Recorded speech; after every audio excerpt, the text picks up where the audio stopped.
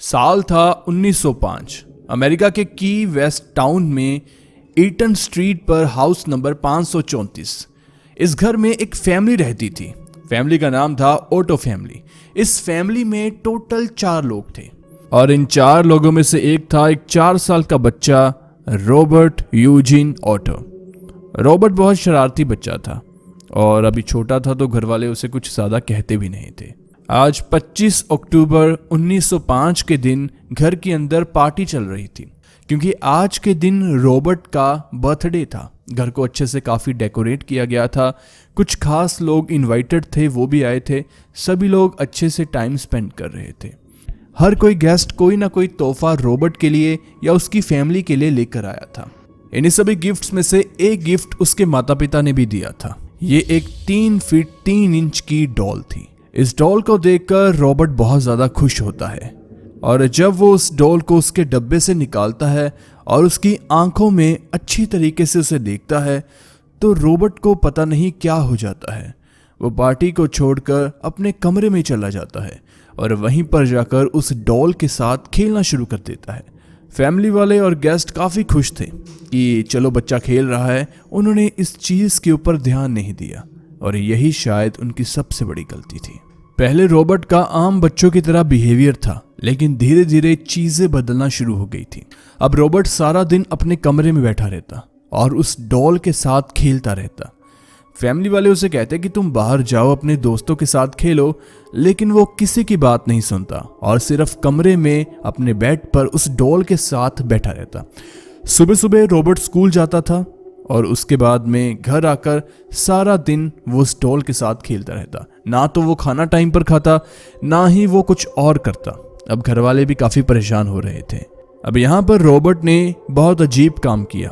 उसने अपना नाम रॉबर्ट उस डॉल को दे दिया और वो लोगों को, अपनी फैमिली वालों को कहता कि उसका नाम रॉबर्ट नहीं है, उसका नाम तो यूजिन है। रॉबर्ट उसकी डॉल का नाम है। घर वाले पहले तो इस बात से तंग आए, लेकिन जब भी वो रॉबर्ट को रॉबर्ट कहते तो वो काफ़ी गुस्से में आ जाता और कहता कि मेरा नाम यूजिन है। तो फिर आखिरकार घर वालों ने उसे यूजिन कहना शुरू कर दिया और उसकी डॉल को रॉबर्ट। और इस स्टोरी में अब हम आगे उस डॉल को रॉबर्ट कहेंगे और इस बच्चे को यूजिन। खैर, एक दिन रात की बात थी। यूजिन की मदर मिनी एलिजाबेथ अपने कमरे में सो रही थी और साथ में उसके हस्बैंड भी थे। लेकिन रात के करीब 2-3 बजे अचानक से मिनी एलिजाबेथ यानी कि यूजिन की मदर उठ जाती है। फिर वो किचन में पानी लेने के लिए चली जाती है। जब वो किचन से पानी लेकर वापस अपने रूम में आ रही थी तब वो नोटिस करती है कि यूजिन के रूम से कुछ आवाज़ें आ रही है। ऐसा लग रहा था कि यूजिन किसी से बात कर रहा है। यूजिन की मदर दरवाजे से थोड़ा पास जाकर सुनने की कोशिश करती है कि यूजिन बोल क्या रहा है और अकेले में ये क्या बात कर रहा है। लेकिन जो वो सुनती है उसके पैरों के नीचे ज़मीन खिसक जाती है। यूजिन की मदर सुनती है कि यूजिन किसी से बात कर रहा है और आगे से कोई आदमी बहुत भारी आवाज़ में उसकी बातों का जवाब दे रहा है, लेकिन उस कमरे में अकेला यूजिन था। ये सुनते ही वो फटाफट डोर को ओपन करती है और यूजिन के कमरे के अंदर चली जाती है। लेकिन जैसे ही वो यूजिन के कमरे में जाकर देखती है, यूजिन आराम से बेड पर लेटा हुआ था और अपनी मदर को देखकर वो उनके पास जाता है और पूछता है कि क्या हुआ, इतनी रात को आप यहाँ पर क्यों आई। यूजिन की मदर उससे पूछती है कि तुम किससे बात कर रहे थे। यूजिन कहता है कि मैं किसी से नहीं, मैं तो सिर्फ रॉबर्ट से बात कर रहा था। उसके बाद यूजिन की मदर कमरे को अच्छे से देखती है क्योंकि उसने अपने कानों से यूजिन को किसी भारी आवाज वाले व्यक्ति से बात करते सुना था। अब यहाँ पर यूजिन की मदर को बिलीव नहीं होता कि इस कमरे में कोई नहीं है, लेकिन वो फिर से यूजिन से पूछती है कि कमरे में कौन था और तुम किससे बात कर रहे थे। यूजिन कहता है कि मैं सिर्फ रॉबर्ट से बात कर रहा था और उसके और मेरे अलावा इस कमरे में कोई नहीं है और ना ही कोई था। अभी यहाँ पर पहली बार यूजिन की मदर यानी कि मिनी एलिजाबेथ को कुछ अजीब लगता है इस डॉल में और वो काफ़ी डर जाती है और रॉबर्ट को उसी कमरे में छोड़कर वो यूजिन को अपने साथ अपने रूम में लेकर जाती है। यूजिन, उसकी मदर, उसके फादर तीनों एक ही रूम में सोते हैं उस रात के लिए। अगले दिन यूजिन की मदर उसके फादर थॉमस ओटो को सब कुछ बताती है जो कल रात को हुआ। थॉमस कहते हैं कि कोई बात नहीं, शायद तुम्हें कोई इल्यूजन हुआ हो। वो इस चीज़ को ज़्यादा इंपॉर्टेंस नहीं देते और अपने काम पर चले जाते हैं। लेकिन इसके 2-3 दिन के बाद सभी लोग डिनर करने के लिए डाइनिंग टेबल की तरफ आ रहे थे। वहां पर यूजिन की मदर किचन में थी, उसके फादर अभी रूम में थे किचन में। वहां पर उनका एक नौकर भी था जिसका नाम जॉर्ज था, और यूजिन की जो बहन थी वो भी अपने रूम में थी। और डाइनिंग टेबल पर यूजिन सिर्फ बैठा हुआ था रॉबर्ट डॉल के साथ। वहां पर क्या होता है कि अचानक से सभी प्लेट्स जो पड़ी होती हैं नीचे जमीन पर गिर जाती हैं और वो टूट जाती हैं। दौड़कर यूजिन की मदर उसके पास आती है और अंदर से उसके फादर भी आते हैं कि ये सब कुछ क्या हुआ, और यूजिन को डांटते हैं कि तुमने प्लेट्स को क्यों फेंक दिया। लेकिन यूजिन कहता है कि ये सब कुछ मैंने नहीं किया, बल्कि रॉबर्ट ने इन्हें फेंका था। वो बार बार यही कह रहा था कि रॉबर्ट ने इसे फेंका है, आप उसे बोलो, मुझे मत बोलो। अब ये सुनकर माँ बाप बहुत परेशान हो रहे थे क्योंकि यूजिन का बिहेवियर काफी अजीब था।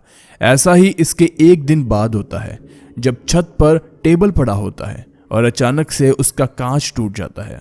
पूछने पर यूजिन फिर से कहता है कि ये मैंने नहीं, रॉबर्ट ने तोड़ा है। अब जब भी घर में कोई चीज टूट रही थी तो वहां पर रॉबर्ट और यूजिन दोनों मौजूद होते थे, और यूजिन सिर्फ यही कहता था कि ये मैंने नहीं, रॉबर्ट ने तोड़ी है। अब ये चीजें सुनकर सभी डर गए थे। इसी डर के बाद यूजिन की मदर रॉबर्ट को एक अलमीरा में बंद कर देती है और यूजिन को समझाती है कि तुम इसे बाहर नहीं निकालोगे। रात के करीब 11 से 12 बज रहे थे। सर्दियों का टाइम था। जॉर्ज बस फटाफट बर्तन धोकर अपने रूम में जाकर सोने की तैयारी कर रहा था। जॉर्ज अपने ध्यान से बर्तन धो रहा था, लेकिन तभी उसे दरवाजा खुलने की आवाज आती है।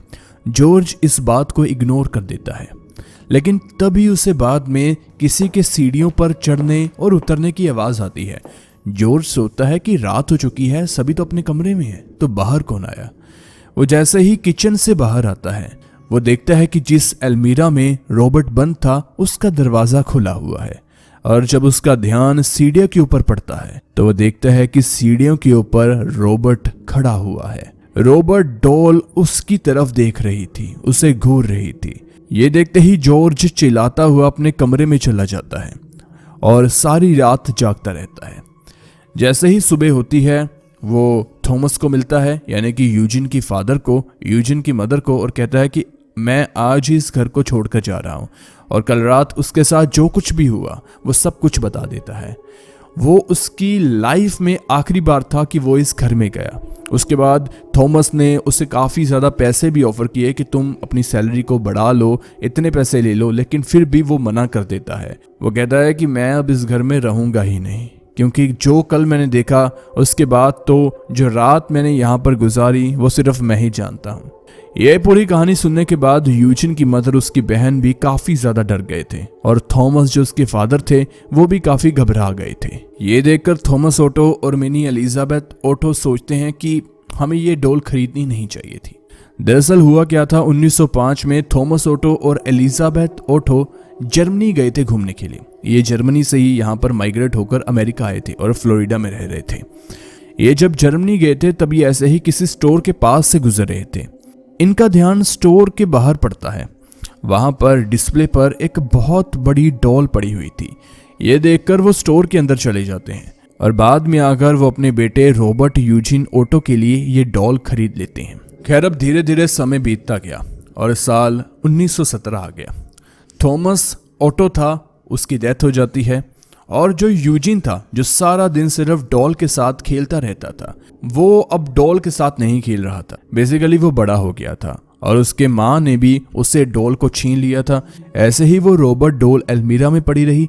बाद में उन्होंने रॉबर्ट डॉल को एक सूटकेस में डाला और वैसे ही स्टोर रूम में रख दिया जहां पर एक्स्ट्रा सामान पड़ा हुआ था। तो खैर, अब यूजिन को करियर बनाना था। पहले तो वो आर्किटेक्ट की पढ़ाई करता है, लेकिन इसमें उसका कुछ खास मन नहीं लगता। इसके बाद यूजिन का मन होता है कि पेंटर बनूं। उस जमाने में पेंटर बहुत लोग बनना चाहते थे, तो पेंटर बनने के लिए उसे पता था कि उसे फ्लोरिडा से निकलना पड़ेगा, क्योंकि फ्लोरिडा में उस समय कुछ खास पेंटिंग में करियर तो था नहीं। इसलिए यूजिन जाता है पेरिस। फ्रांस में उस समय दुनिया के बहुत बड़े पेंटर, आर्टिस्ट, ऐसे क्रिएटिव चीज़ों में काफ़ी स्कोप था। तो यूजिन 20 साल की उम्र में फ्रांस चला जाता है। फ्रांस जाकर वो काफ़ी फेमस पेंटर्स के साथ और काफ़ी मशहूर लोगों के साथ काम शुरू करता है। धीरे धीरे अपने काम में काफ़ी माहिर होना वो शुरू हो जाता है। इसी करियर की दौड़ में उसकी मुलाकात एक लड़की से होती है। उसका नाम होता है एनेट पार्कर। एनेट पार्कर भी सेम यूजिन की ही एज की थी और वो काफ़ी अच्छा पियानो बजाती थी और काफ़ी सक्सेसफुल थी अपने करियर में एज अ पियानिस्ट। वो काफ़ी अच्छी फैमिली से भी बिलोंग करती थी। धीरे धीरे इनके बीच दोस्ती हो जाती है और दोस्ती बाद में प्यार में बदल जाती है और फिर 1930 में दोनों पेरिस में ही शादी कर लेते हैं। शादी के कुछ समय बाद यूजिन और उसकी वाइफ एनेट पेरिस में रहते हैं, लेकिन उसके बाद वो न्यूयॉर्क चले जाते हैं अमेरिका वापस आकर। न्यूयॉर्क में जो यूजिन की वाइफ एनेट थी, एनेट पार्कर का करियर बहुत अच्छा चल रहा था। बड़े बड़े शोज उसे मिल रहे थे, काफ़ी अच्छा काम वो कर रही थी। लेकिन यूजिन को पता नहीं क्या हो रहा था, उसका करियर बस डाउन ही आ रहा था। उसका एक बहुत अजीब किस्म का डाउनफॉल उसके दोस्त, उसकी वाइफ देख रही थी। उन्हें कुछ समझ नहीं आ रहा था। कई साल वो मशक्कत करता है, लेकिन अब भी उसका काम अच्छा चल नहीं रहा था। तो फिर ऐसे ही आते आते साल 1945 आ जाता है। 1945 में यूजिन को एक दिन खबर मिलती है कि उसकी माँ मिनी एलिजाबेथ ओटो बहुत बीमार चल रही है। इसके बाद यूजिन और उसकी वाइफ एनेट पार्कर अपने उसी की वेस्ट वाले घर में आते हैं, जहां पर एक कमरे के सूटकेस में रॉबर्ट डॉल बंद थी कई सालों से। तो खैर वहां पर जब वो घर में आते हैं, कुछ दिनों के बाद यूजिन की माँ मर जाती है और जो ये पूरा घर था टेक्निकली यूजिन के नाम पर हो जाता है। यूजिन और उसकी वाइफ डिसाइड करते हैं कि अब न्यूयॉर्क में क्या रहना, वहां पर हम रेंट पे कर रहे हैं और वैसे भी इनकी एज अब 40 से ऊपर हो चुकी थी। अब बहुत स्ट्रगल करने का इनका मन भी नहीं था। तो दोनों डिसाइड करते हैं कि न्यूयॉर्क की लाइफ को छोड़कर ये वापस इसी अपने घर में आ जाएंगे और आराम से रहेंगे। अब दोनों अपनी लाइफ को नए सिरे से शुरू करते हैं। घर में आते हैं, घर में चीज़ों को सही करवाते हैं। एक दिन एनेट इसी सफाई के दिनों में उसी स्टोर रूम में जाती है और स्टोर रूम को अच्छे से साफ करती है और सूटकेस जो पुराने थे उन्हें खोलकर जो सामान नहीं चाहिए था उन्हें बाहर उसे फेंकवाना था। लेकिन एक सूटकेस के अंदर उसे एक डॉल मिलती है। ये डॉल वो यूजिन को दिखाती है। यूजिन उसे बताता है कि ये डॉल मेरे 5वें जन्मदिन वाले दिन उसके फादर और उसकी मदर ने दी थी। ये सुनकर एनेट कहती है कि चलो ये तुम्हारा गिफ्ट, अब तुम इसे रखो। वो डॉल यूजिन को पकड़ाकर वापस स्टोर रूम में चली जाती है। लेकिन जैसे ही यूजिन उस डॉल की आंखों में देखता है, उसे पता नहीं क्या हो जाता है। वो फिर अपने रूम में जाता है और रूम में जाकर बेड पर बैठता और उस डॉल से बात करना शुरू कर देता है। कई घंटे वो बातें ही करते रहता है। एनेट जब स्टोर रूम से बाहर आती है, वो हंसती है और कहती है कि शायद इसे अपने बचपन के दिन याद आ गए होंगे, लेकिन वो ज़्यादा इस पर ध्यान नहीं देती और अपने काम में लगी रहती है। एक दिन एनेट शाम के समय बाहर कुछ काम के लिए गई थी, लेकिन जब वो घर वापस आती है, घर की सभी लाइट्स बंद होती हैं। जैसे जैसे वो अंदर जा रही थी, वो नोटिस करती है कि एक रूम से उसके हस्बैंड यूजिन की आवाज़ें आ रही है, लेकिन उसका दरवाज़ा बंद है। वो दरवाजे के बाहर खड़ी होती है, लेकिन जैसे ही वो यूजिन को आवाज़ लगाने लगती है, आगे से एक और व्यक्ति की आवाज़ आती है। वो थोड़ा सा वेट करती है, लेकिन वो दरवाजे को जब थोड़ा सा खोलती है तो देखती है कि यूजिन उसी रॉबर्ट डॉल से बात कर रहा था और उसे रॉबर्ट डॉल की आवाज़ें भी सुनाई दे रही थी, जो कि एक बहुत भारी एक आदमी की आवाज़ थी। अब यूजिन सारा दिन फिर से उस डॉल के साथ रहता। वो जब पेंटिंग भी करता था तब भी वो रॉबर्ट को अपने साथ रखता था। यूजिन आमतौर पर पेंटिंग घर के सबसे ऊपर वाले कमरे में करता था। इस कमरे की खास बात ये थी कि इस कमरे में काफ़ी विंडोज़ थी। अगर आप वेस्ट साइड से इस कमरे को बाहर से यानी सड़क से देखोगे तो आपको विंडो दिखेगी, ईस्ट सभी साइड से आपको विंडो दिखेगी। काफ़ी लाइट वाला कमरा था, इस वजह से शायद यूजिन वहाँ पर पेंटिंग करता था। तो खैर जब यूजिन पेंटिंग करता था तो रॉबर्ट को एक खिड़की के ऊपर बैठा देता था। एक दिन सड़क से कुछ बच्चे गुजर रहे थे। वो देखते हैं कि खिड़की के ऊपर एक डॉल यानी कि वो रॉबर्ट बैठा हुआ है और आदमी यूजिन पेंट कर रहा है। लेकिन जैसे ही वो बच्चे थोड़ा सा आगे जाते हैं, वो देखते हैं कि वो डॉल पहले तो एक अलग खिड़की पर थी और उसका फेस यूजिन की तरफ था, लेकिन जैसे ही वो घूमकर अगली स्ट्रीट पर जाते हैं तो देखते हैं कि वो डॉल पीछे से उन्हें घूर रही है। अब उसका फेस भी उनकी तरफ है। ऐसा सिर्फ उनके साथ नहीं हुआ था, बल्कि कई और लोगों ने इस चीज को नोटिस किया था और ये बात वो एनेट को यानी कि यूजिन की वाइफ को बताते भी थे। यूजिन की वाइफ बहुत परेशान थी। जब भी वो रॉबर्ट को यूजिन से दूर करती तो यूजिन और एनेट के बीच लड़ाई शुरू हो जाती। एक दिन घर में एनेट अकेली थी, तभी बाहर दरवाजा कोई खटखटाता है। इनके घर कुछ मेहमान आए थे। एनेट उन्हें अंदर लेकर जाती है और बिठाती है और खुद किचन से कुछ लेने के लिए चली जाती है। लेकिन जो वो मेहमान बैठे थे वो नोटिस करते हैं कि किसी बच्चे के जोर जोर से रोने की आवाजें आ रही हैं। वो उठकर किचन में जाते हैं और पूछते हैं कि बच्चा कौन रो रहा है। ये सुनकर एनेट कहती है कि घर में तो कोई बच्चा नहीं है। लेकिन जब एनेट भी उस कमरे के पास जाती है तो उसे भी किसी के रोने की आवाज आती है। इन सभी चीजों से एनेट बहुत परेशान थी। अब उसे भी लग रहा था कि इस घर में उनके अलावा भी कोई रह रहा है। जब वो मेहमान चले जाते हैं, यूजिन आता है तो एनेट गुस्से में आती है और उस रॉबर्ट डॉल को पकड़कर सूटकेस में बंद कर उसी स्टोर रूम में फिर से रख देती है और यूजिन को कहती है कि ये डॉल बाहर नहीं निकलनी चाहिए। यूजिन भी कुछ ज्यादा बात नहीं करता, दोनों सोने के लिए चले जाते हैं। लेकिन इसके अगले ही दिन रात के समय यूजिन अपने कमरे में सो रहा था और सुबह सुबह 5-6 बजे उसकी आंख खुलती है। वो नोटिस करता है कि उसकी वाइफ कहीं भी नहीं है। यूजिन कमरे से बाहर जाता है, अपनी वाइफ को आवाज लगाता है, लेकिन वहां पर कोई भी नहीं था। पूरे घर को अच्छे से चेक करता है, कोई भी नहीं था। लेकिन जैसे ही वो एक अलमीरा के पास जाता है, वो नोटिस करता है कि कोई अंदर से अलमीरा को नॉक कर रहा है। वो उस दरवाजे को खोलता है। ये वही अलमीरा थी जिसके अंदर रॉबर्ट को सबसे पहले यूजिन की मदर एलिजाबेथ ओटो ने डाला था कई साल पहले। जैसे ही यूजिन उस अलमीरा का दरवाजा खोलता है, वो देखता है कि इसके अंदर उसकी वाइफ एनेट है जो कि जोर जोर से रो रही है। वो उसे बाहर निकालता है, पानी देता है और पूछता है कि तुम यहाँ पर कैसे। वो बताती है कि रात को वो सो रही थी। लेकिन तभी जब वो किचन जाती है पानी लेने के लिए, वो देखती है कि इस अलमीरा को कोई जोर जोर से नॉक कर रहा है। वो जैसे ही इसके पास जाती है, अलमीरा को ओपन करती है, पीछे से कोई इसे धक्का मारता है और वो अंदर आ जाती है। लेकिन बाहर से उसे कोई लॉक कर वहां से चला जाता है। यूजिन से लड़ती है कि ये सब कुछ तुमने किया, भला और कोई कैसे कर सकता है। लेकिन यूजिन कहता है कि मैं ऐसा क्यों करूंगा। अब दोनों के बीच लड़ाइयां झगड़े शुरू हो जाते हैं। एनेट बहुत परेशान थी। आप सोचो, अगर किसी बंदे के साथ अपने ही घर में ऐसा हो जाए तो वो क्या करेगा। यही हालत इन दोनों की इस समय थी। अब धीरे धीरे यूजिन का बिहेवियर अजीब होता जा रहा था। वो कमरे में रहता और उसने डॉल को बाहर निकाल लिया था और सारा दिन उससे बात करता।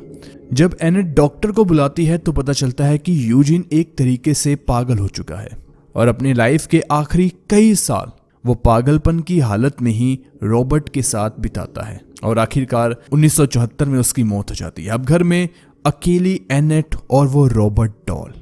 एनेट ने उस रॉबर्ट डॉल को फिर से सूटकेस में बंद कर दिया था और अकेला उस घर में वो रह नहीं सकती थी। तो वो क्या करती है, इस घर को बेच देती है और जिस व्यक्ति को उसने बेचा था वो कहती है कि मेरा कुछ सामान यहीं पर है और उस सामान को आप छेड़ोगे नहीं। और उस सामान में ये रॉबर्ट भी एक था। अब घर बेचने के बाद एनेट वहां से चली जाती है किसी और स्टेट में। वहां पर 5 साल रहती है, उसकी भी मौत हो जाती है। अब यहाँ पर जिस पड़ोसी ने यह घर खरीदा था वो एक भी दिन इस घर के अंदर नहीं आता, क्योंकि उसको रॉबर्ट के बारे में सब कुछ पता था और घर खरीदने से पहले इन्होंने आपस में डील की थी कि रॉबर्ट इसी घर में रहेगा, अगर आपको खरीदना है तो खरीदो। क्योंकि एनेट को भी था कि उससे मैं अपने साथ कहीं लेकर नहीं जा सकती और घर में रहेगा तो कई सालों से ये घर में ही था, तो चीजें सही चल रही थी। तो खैर, वो व्यक्ति जिसने घर को खरीदा था एक दिन तो रहता नहीं। अब वो आदमी क्या करता, उसे घर सस्ते में मिल रहा था। उसके बाद उसने ये घर एक अलग फैमिली विलियम राउटर और उसकी वाइफ माइटल राउटर को बेच दिया और उनको रॉबर्ट के बारे में कुछ भी अता पता नहीं था। वो घर के अंदर आते हैं आराम से, क्योंकि उनके मन में कुछ डर नहीं था। एक अच्छी जगह पर उन्हें घर मिल गया था। अब इस नई फैमिली में 3 लोग थे, हस्बैंड, वाइफ और उनकी छोटी सी बच्ची सारा। ये लोग घर में शिफ्ट होते हैं, घर को अच्छे से देखते हैं। सारा, इनकी बेटी, एक रूम में जाती है। रूम काफी बड़ा और काफी सुंदर था, लेकिन उस रूम के कॉर्नर पर एक हिलने वाली चेयर पर रॉबर्ट डॉल बैठी हुई थी।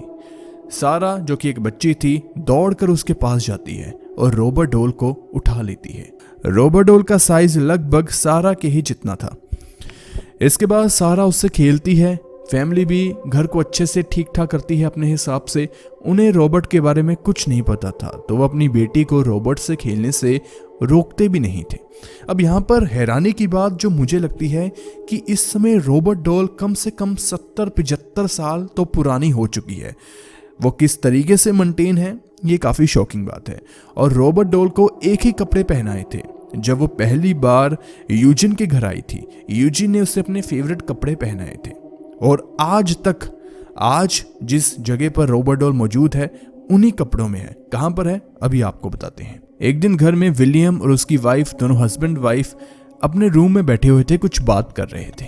अब ऐसे ही बातों में उन्हें उनकी बेटी सारा के जोर जोर से चिल्लाने की आवाज आती है। ये सुनते ही दोनों भागकर सारा के रूम में जाते हैं। अंदर जाकर वो देखते हैं कि सारा बेड पर लेटी हुई है और वो जोर जोर से चिल्ला रही है और ये डॉल उसके ऊपर बैठी हुई थी। जब उसके फादर भागकर जाते हैं, सारा को उठाते हैं और उससे पूछते हैं कि क्या हुआ। सारा उन्हें बताती है कि मैं इस डॉल के साथ खेल रही थी और तभी इस डॉल ने मेरा जोर से गला घोटना शुरू कर दिया। गला इतनी जोर से ये डॉल दबा रही थी कि अगर आप नहीं आते तो अभी मैं मर जाती। ये सुनते जो उसके फादर थे बहुत गुस्से में आ जाते हैं और कहते हैं कि तुम अब बच्ची नहीं हो, ये इन वहमों से निकलो, ऐसा कुछ नहीं हो सकता। वो तो सीधा सोच रहे थे, लेकिन सारा उन्हें बार बार कह रही थी कि ऐसा ही हुआ है। अब गुस्से में आके उसके फादर जाते हैं, रॉबर्ट डॉल को उठाकर और एक सूटकेस में बंद कर उसे स्टोर रूम में रख देते हैं। इसके 2 दिन के बाद सारा के जो फादर थे विलियम राउटर, अपने घर के बाहर कार में ही उनकी डेड बॉडी मिलती है। फटाफट पुलिस इन्वॉल्व होती है और पोस्टमार्टम के लिए बॉडी को भेजा जाता है। तो पता चलता है कि इस व्यक्ति की मौत कार्बन मोनोऑक्साइड के धुएं की वजह से हुई है। लेकिन आसपास के लोगों में ये बात फैल चुकी थी कि यह सब कुछ उस रॉबर्ट डॉल ने किया था। लेकिन घर के अंदर मौजूद सारा और उसकी मां को इसके बारे में कुछ भी नहीं पता था। अब घर में सारा और उसकी मां अकेली हो चुकी थी। इतने बड़े घर में ये दोनों भला क्या ही करती। तो सारा की मां इस घर को बेचकर यहीं से थोड़ी पास में एक छोटा घर ले लेती है अपनी ज़रूरत के हिसाब से। सारा सामान वो पैक करते हैं और उस पैक किए गए सामान में वो रॉबर्ट को भी साथ ले जाते हैं अपने नए घर में। कई टाइम तक रॉबर्ट उस घर में सूटकेस में बंद रहता है, लेकिन ऐसे ही एक दिन वो सूटकेस को खाली करने के चक्कर में रॉबर्ट को बाहर निकाल देते हैं। रॉबर्ट को जब घर में वो आजाद छोड़ देते हैं, धीरे धीरे चीजें फिर से अजीब होना शुरू हो जाती है। एक दिन सारा की माँ घर में अकेली, बिल्कुल अकेली सफाई कर रही थी। पहले वो पूरे हॉल को साफ करती है। सफाई करते करते वो एक रूम के अंदर चली जाती है, वहां पर अपना काम कर रही थी। लेकिन तभी पीछे से अचानक से दरवाजा बंद होता है और कोई उसे लॉक कर देता है। जोर जोर से वो दरवाजा नॉक करती है, लेकिन उसे कुछ भी पता नहीं चलता कि बाहर कौन है, किसने ये बंद किया, कोई खोल नहीं रहा था।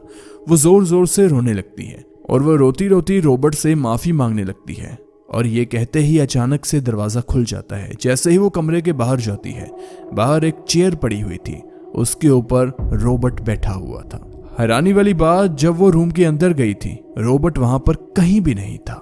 ये देखते ही जो सारा की माँ थी वो काफी डर जाती है और कहती है कि एक भी दिन इस डॉल के साथ अब मैं नहीं रहूंगी। अब यहाँ पर उसने रॉबर्ट से माफी क्यों मांगी? उससे भी थोड़ी थोड़ी चीजें आस पड़ोस से पता लगने लग चुकी थी, लेकिन उसने ज्यादा ध्यान नहीं दिया और इसे अंधविश्वास कहकर इग्नोर कर रॉबर्ट को अपने साथ ले आई थी। अब यहाँ पर फ्लोरिडा में ही एक ईस्ट मार्टेलो करके म्यूजियम है, वहाँ पर रॉबर्ट को सारा की माँ देने चली जाती है और कहती है कि आप इसका अच्छे से ध्यान रखना, ये डॉल श्रापित है। म्यूजियम वाले भी उसे ले लेते हैं। अब सारा की माँ इस डॉल को म्यूजियम को तो दे चुकी थी, लेकिन ये सब कुछ के पूरे 101 दिन के बाद उसकी भी मौत हो जाती। अब ये कोई इत्तेफाक था या क्या, ये तो नहीं पता, लेकिन जब रॉबर्ट डॉल म्यूजियम में जाती है तो वहां पर म्यूजियम में अजीबोगरीब घटनाओं का सिलसिला शुरू हो जाता है। एक शाम के दिन म्यूजियम में कुछ पानी का इशू था, तो प्लम्बर अपना काम कर रहा था। उस समय जो स्टाफ था वो तो छुट्टी लेकर घर चला गया था। 1-2 लोग थे, वो बाहर बैठे हुए थे। जैसे ही प्लम्बर अपना काम करना शुरू करता है, वो देखता है कि उसकी टूल किट के पास कोई खड़ा हुआ है। जब वो घूम कर देखता है तो एक डॉल खड़ी हुई है और पहले वो डॉल वहां मौजूद नहीं थी। अब डॉल भला चलकर कैसे आ सकती है? और वो धीरे धीरे चलकर उसके पास आ रही थी। ये देखते ही प्लम्बर वहां से भागता है और बाहर कहता है कि अंदर जो डॉल है उसका आप कुछ करो। और कई बार म्यूजियम में बहुत सारा सामान टूट जाता और उसके पास रॉबर्ट डॉल पता नहीं कैसे आ जाती। अब यहाँ पर एक प्रोटेक्टिव ग्लास के साथ रॉबर्ट डॉल को लोगों के सामने प्रेजेंट किया जाता है। कई लोग उसे देखने के लिए आते हैं। लंबी तादाद लग जाती है लोगों की रॉबर्ट को देखने के लिए। जैसे जैसे लोग आते हैं, कहानियां बढ़ती जाती है। कई लोग कहते हैं कि हमने रोबोट डॉल को हमारी तरफ गुस्से में देखा। कई लोग कहते हैं कि डॉल के एक्सप्रेशन चेंज हो रहे थे और कई लोगों ने कहा कि हमने अपनी आंखों से डॉल को हिलते देखा। कई लोगों ने नोटिस किया जैसे ही वो रोबोट डॉल की फोटो खींचने लगते उनके कैमरा की बैटरी डाउन हो जाती। और ये जो बैटरी वाला सीन है ये कई और भी हॉरर केसेस में मैंने पढ़ा हुआ है। अब ऐसा क्यों होता है ये तो नहीं पता। तो खैर ये सारी चीजें लोग बताते थे। ये चीजें तो ठीक है, लेकिन धीरे धीरे चीजें और खराब होने लगी। कई लोगों ने नोटिस किया कि जब से वो रोबोट डॉल को देख कर आए हैं उनकी लाइफ में बहुत अजीब चीज़ें हो रही हैं। कईयों का एक्सीडेंट हो गया, अच्छी बड़ी लाइफ खराब हो गई। पहले तो लोगों ने इसे कनेक्ट नहीं किया, लेकिन जब बहुत ज़्यादा लोगों के साथ ये सब कुछ होने लगा तो लोगों ने फिर इस चीज़ के ऊपर ध्यान दिया। तो म्यूजियम वालों ने भी वहाँ पर एक प्रॉपर प्रोटोकॉल बनाया कि आपको जब अंदर जाना है सबसे पहले अपने आप को इंट्रोड्यूस करो, रोबोट के साथ पोलाइट रहो, और तीसरा कि जब भी आप फोटो खींचे और कोई भी पिक्चर खींचने की क्लिक करने की कोशिश करें तो रोबोट से पूछें, और आखिरी चौथा जब भी आप वहाँ से जाने लगे तो रोबोट को गुड बाय कहें और उसके साथ जो भी आपका कनेक्शन रिश्ता जुड़ा है वहीं पर ख़त्म करें। गुड बाय रोबोट कहकर ज़रूर जाएं। अब यहाँ पर कई पैरानॉर्मल एक्सपर्ट्स को भी बुलाया जाता था।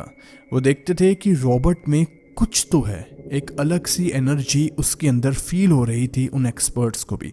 उनका K2 मीटर अपने आप चलता रहता था। एक बहुत मशहूर पैरानॉर्मल एक्सपर्ट सिंडी कैजा, उन्हें बुलाया जाता है। तो वो रोबोट को जब अच्छे से देखते हैं तो वो देखते हैं कि रोबोट के अंदर कोई एक आत्मा, सोल नहीं है। इसके अंदर एक तरीके का पोर्टल बन चुका है जिसके अंदर बहुत सारी आत्माएं आती हैं। सारी आत्माएं खराब नहीं हैं, कुछ अच्छी हैं, लेकिन कुछ इतनी खतरनाक आत्माएं हैं जो कि सिर्फ और सिर्फ निशाना बनाना चाहती है लोगों को, और खासकर बच्चों के साथ उनका कनेक्शन बहुत अच्छा बैठता है। और जो कहानी सामने आती है वो बहुत ज़्यादा शॉकिंग थी। जैसा कि मैंने वीडियो की शुरुआत में बताया कि इनके घर में टोटल 4 लोग थे। 4 लोग तो ये फैमिली वाले थे, यानी कि यूजिन, उसकी मदर, उसकी सिस्टर और साथ में उनके फादर थॉमस ऑटो। लेकिन इनके घर के अंदर एक और इंसान था, वो जॉर्ज जो मेड था वो तो था ही, लेकिन थॉमस ऑटो ने अपने बेटे यूजिन के लिए एक नैनी को हायर किया था। उसका नाम था एमिलिया एबोट। एमिलिया एबोट की एक बच्ची भी थी, कैरोलिना। जब ये लोग रोबोट को अपने घर लेकर आए थे तब एमिलिया की बच्ची कैरोलिना भी काफी छोटी थी, वो भी रोबोट के साथ खेलती थी। लेकिन बाद में क्या होता है कि कैरोलिना मर जाती है और उसी के बाद रोबोट की अजीब अजीब चीजें उस घर में होना शुरू होती है। अब सीन कुछ ऐसा था कि जो एमिलिया थी, कुछ लोग ये कहते थे कि थॉमस ऑटो का एमिलिया के साथ अफेयर था। इसका मतलब कि वो कहीं ना कहीं यूजिन की बहन थी। जब कैरोलिना मर जाती है तो एमिलिया यानी कि उसकी माँ नैनी काफ़ी गुस्से में आ जाती है, क्योंकि उसे लग रहा था कि ये सब कुछ जो उसकी बेटी के साथ हुआ वो कहीं ना कहीं इस फैमिली की वजह से है और ये फैमिली बचनी नहीं चाहिए। तो वो एक काला जादू, ब्लैक मैजिक कर देती है इस डॉल के ऊपर। उसके बाद कई आत्माएं आती हैं और आत्माओं की वजह से इनकी फैमिली सच में लगभग ख़त्म हो ही गई थी। और कुछ लोग ये भी कहते हैं कि किसी भी डॉल को अपना नाम नहीं देना चाहिए, और जब रोबोट नाम उस डॉल को मिला उसके बाद चीज़ें अजीब हुई। हालांकि ये एक मान्यता है, इसके बारे में कुछ ज़्यादा बोल नहीं सकते। आपको एक और चीज़ बताते हैं, जब बहुत लोग इस म्यूज़ियम में विजिट करने आते, खासकर रोबोट डॉल को देखने के लिए, तो कई लोग बहुत ज़्यादा अजीब हरकतें भी करते थे। लेकिन बाद में क्या हुआ कि उनकी लाइफ में बहुत अजीब चीज़ें होना शुरू हो गई। मतलब कि कईयों की एक्सीडेंट हो गए, अच्छा भला काम वो डूब गया जब उन्हें पता चला कि रोबोट डॉल के साथ जो भी गलत व्यवहार कर आया उसके साथ ये कुछ हो रहा है। कई लोगों ने ईमेल, लेटर, सारी चीज़ें भेजी सिर्फ माफ़ी मांगते हुए कि रोबोट हमें माफ़ कर दो। और हैरानी की बात तो ये है कि उसके बाद उनकी लाइफ ठीक भी हुई। अब ये इत्तेफाक है या क्या है ये तो हम नहीं जानते। ये कहानी एक सवाल खड़ा करती है, क्या सच में ये सभी चीज़ें होती हैं?